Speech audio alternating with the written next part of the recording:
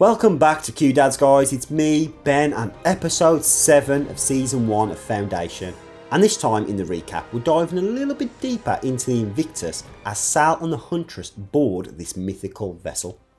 And of course, if you are enjoying my recaps or just waiting out until I bring you that Harry and Psycho history breakdown in a few days' time, then do hit that subscribe button and come and join us in the comments. And as always, guys, there's no book spoilers here. We are touching this rewatch from a TV aspect only. So we start this episode off with Sal and the Grand Huntress Farah, who leads a group of Anacreons and Foundation hostages aboard the ancient Imperial warship, the Invictus.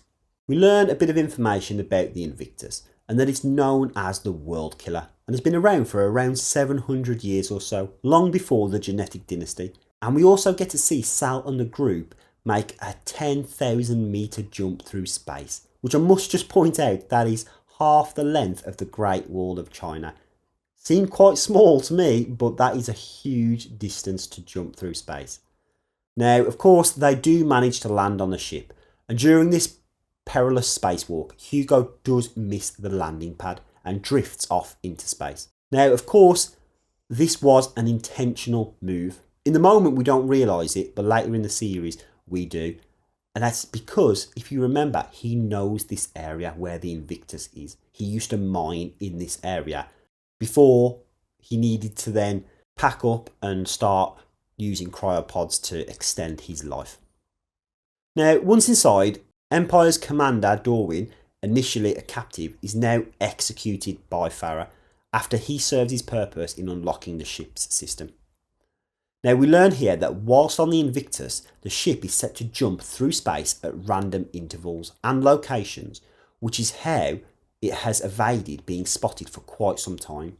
And of course, our team must take control of this ship and prevent it from jumping again.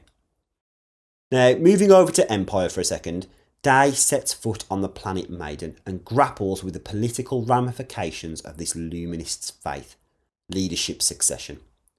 To assert the Empire's influence and counter Zephyr Hallmer's growing popularity, he embarks on the Spiral, a sacred and arduous pilgrimage, and this act is aimed at demonstrating his spiritual commitment and securing the Empire's position within the Lumist hierarchy. Now, we don't actually see him in the Spiral in this episode, that is reserved for the next episode, but he does get to the point where he makes that admission that he is going to be doing it.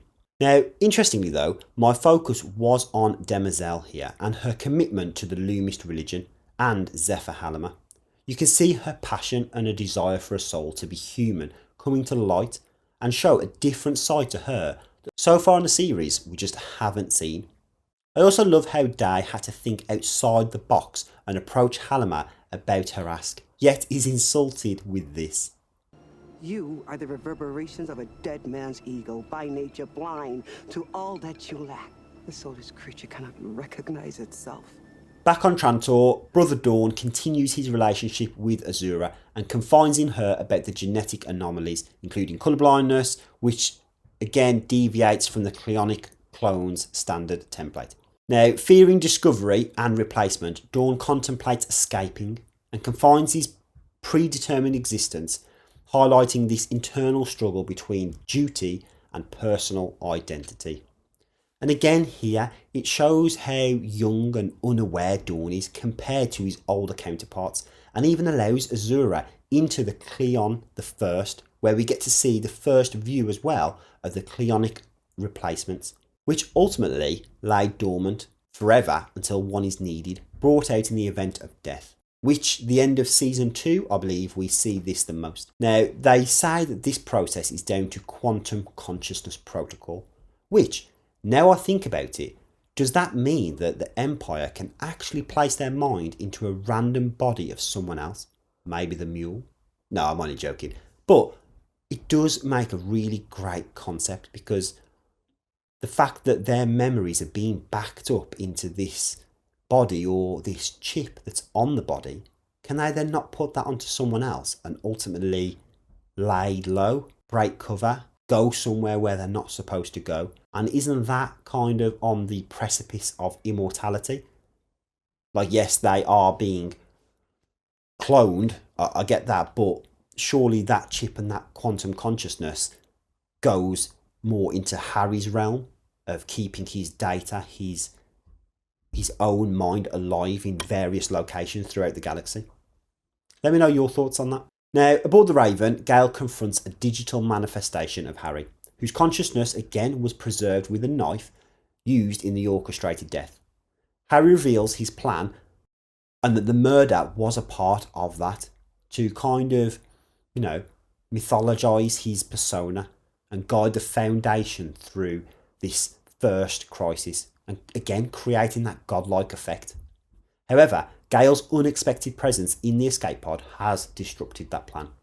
Now, during their interaction, it is revealed that Gale does possess this mentalic power, which allows her to glimpse into the future as she catches a very fast approaching piece of debris, and, as well as that, many other moments of hearing people's thoughts before they speak. And it's also revealed that Harry has Leith syndrome, which I must point out is a fictional illness in the show, which just causes Harry to have cognitive decline and memory loss. I did a bit of research just in case I didn't want to get anything wrong. And that was kind of it. It was a bit of a, interesting episode, but there's a couple of things I wanted to mention. One was that I really enjoyed the fighting within the Invictus between the Anacreons and the Foundation captives as they kind of battle through the corridors, with some of them dying in the cooling tanks, which just looked like a completely vicious way to go. We got to see some great things in this, like the extent of power that Empire is willing to go to protect his legacy by making himself completely vulnerable and about to walk the spiral, which no other Empire has done before him. Plus, Dawn is hiding more secrets, and yes, Dusk is becoming more cynical, almost foreshadowing the drift apart and the collapse of that Cleonic dynasty to come. But what were your thoughts on this? And whose storyline are you enjoying the most again? We're diving a lot deeper into the concept and the mind of Empire and Day here. But also, I'm beginning to get a little bit annoyed about Harry, because I'm not quite a fan of this digital version who thinks he's right at every single thing in life.